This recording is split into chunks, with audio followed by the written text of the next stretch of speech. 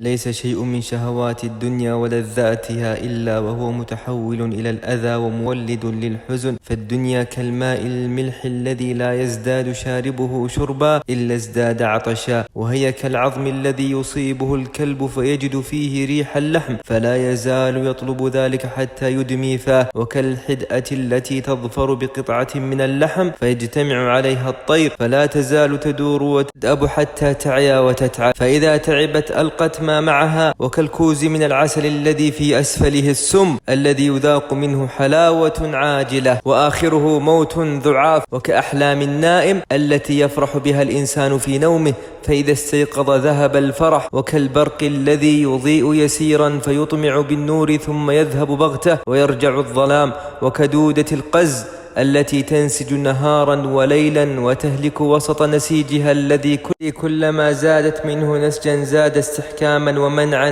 لها عن الخروج.